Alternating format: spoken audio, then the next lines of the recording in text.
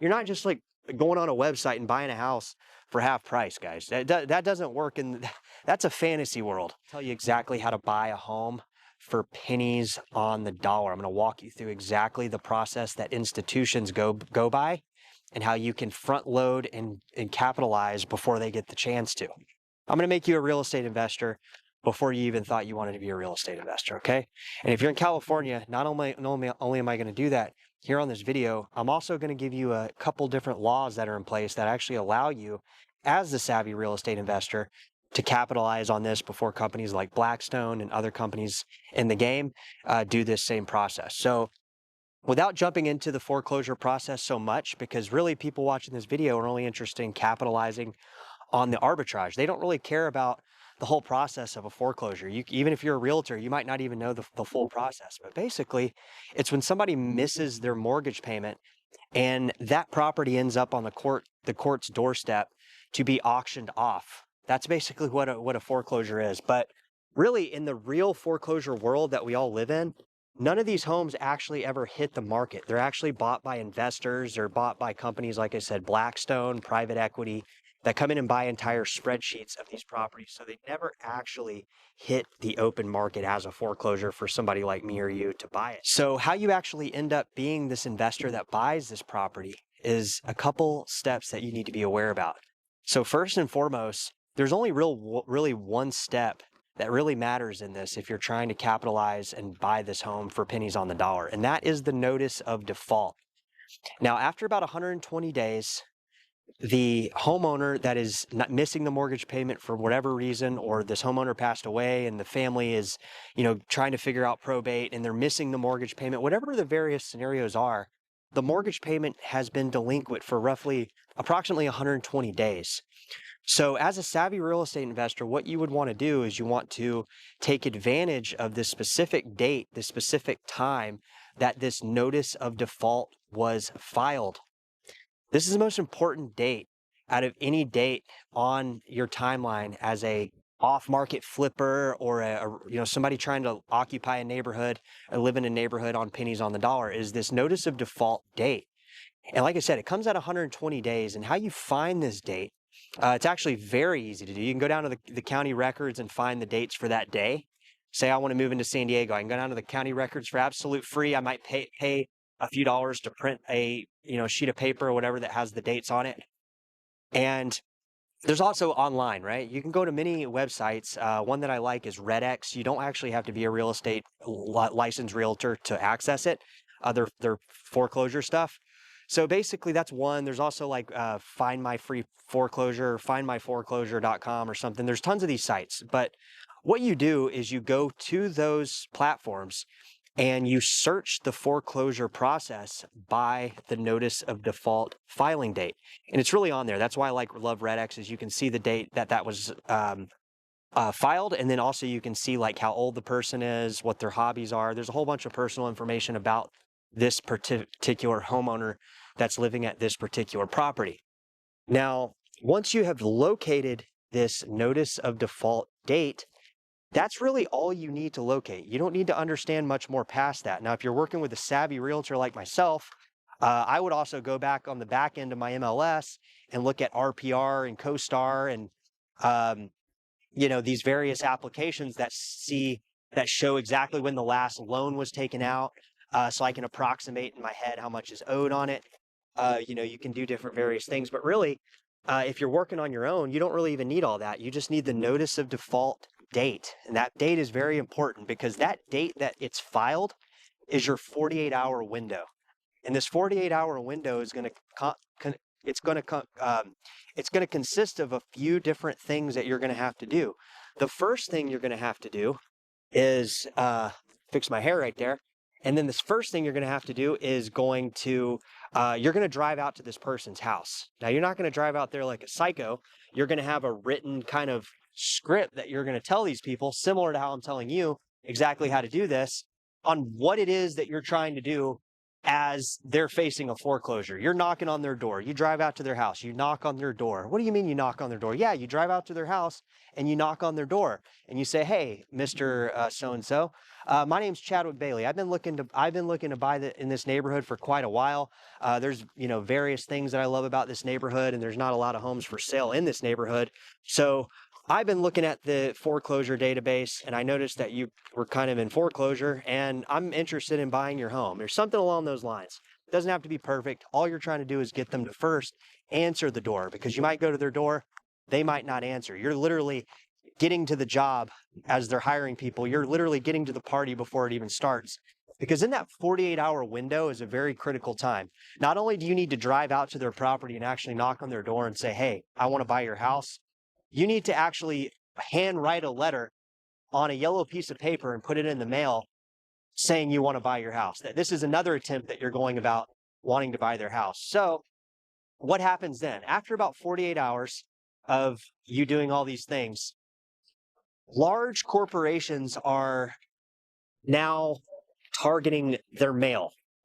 They are now targeting their phone number.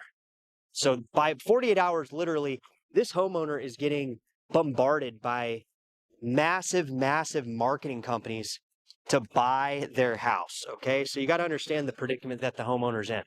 They're already getting by the 48-hour mark, they're already basically fried. They have no intentions of opening the door. They have no intentions of reading mail that has pre-stamped their name on it. They're getting marketed from every angle, and your window aggressively shuts at that point. So literally, if you're trying to move into a specific city, like say I wanted to move into Chula Vista, California, I would go to RedX. I would look at my notice of default date, and that same day I would be making it a personal hobby or a personal business that I'm going to drive to every single one of these people's house that has a notice of default filing date. And for a city like Chula Vista, it's probably literally only a few a week. So don't be like, "Oh, I'm going to have all these houses I got to drive to and all this." Well, like, do you want a deal or not? Do you want a 40, 50% off price or not? Because if you get somebody that really is sensitive to your story, right, of what you're trying to do, "Hey, I've been trying to buy in here for, 6 months. I don't make enough to, buy it at retail price. I noticed you owed 400,000 on your house, and the ones next door are selling for 9. How about I give you 6?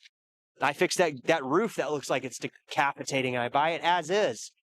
And then I go get a hard money loan, or I, talk to the lender about assuming your 3% interest rate you got on that HELOC loan that you bought, or that you did back in COVID when money was cheap. Whatever the scenario is, like I said, you can team up with a savvy realtor like myself, or you can do it on your own. You don't need a realtor to do it. It's just what links are you going to do to get a home at potentially 40 to 50% off? Okay, that's literally what the numbers could be. On the low end, they're still like 25 to 35% off. Okay, so like, let me give you an example.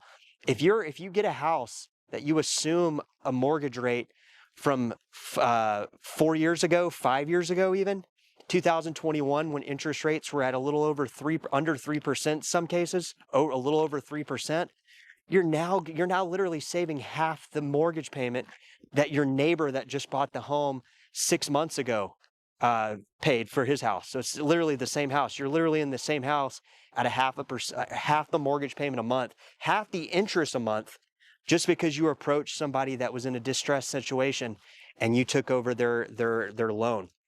You can even pay more on the home. You're still saving money. You're still saving money, even if you buy it at the same price as the neighbor did down the street. So my point is, guys, is the notice of default.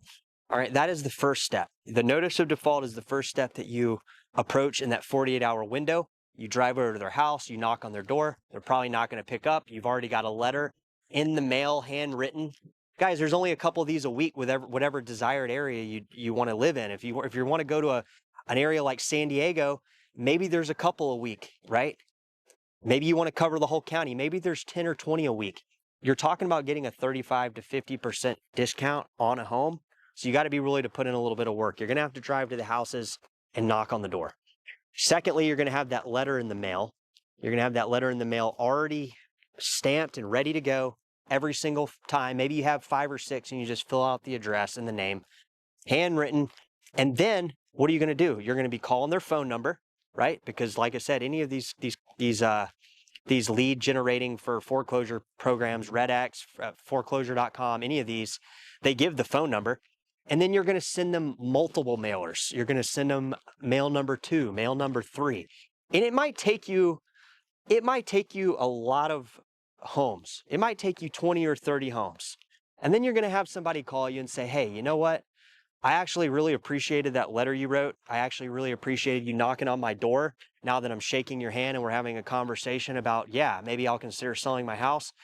Because all that's happening in the meantime is the savvy real estate investor, Blackstone, any of these companies, these smaller companies, these mom and pop companies that operate around the county, the city, the state, they're doing the exact same thing. And that's why 99, I would say 99% in California, they don't even go to the county courthouse to sell. They're not even going there. The homes are literally getting sold by these postcards that are getting mailed to these people. The people that are knocking on their doors and the people that are writing these letters, that's who's actually selling the homes. That's who they're actually selling the homes to, okay? So if you want to go through this process, maybe, if you're on the hook, you're on the fence about it, I can kind of guide people through this if they want to work with me on this. It's like I said, it's a lot of work. It's probably going to take you about 2 to 3 months, I would say, to land your first, good deal. And it's going to take a couple weeks, right? You're going to have to knock on the doors. You're going to have to send the mailers. Like, yeah, you're not just like going on a website and buying a house for half price, guys. That doesn't work. That's a fantasy world. So in the real world, this would be the applicable steps that you go about doing a process like this to acquire a home at a considerable discount. Or you can reach out to me and pay me for my services to do it. You see what I'm saying? That's what these companies do. They reach out to real estate agents that are scouring the area doing this same stuff. And a lot of times they'll put them on salary and they'll work with independent brokers around the area.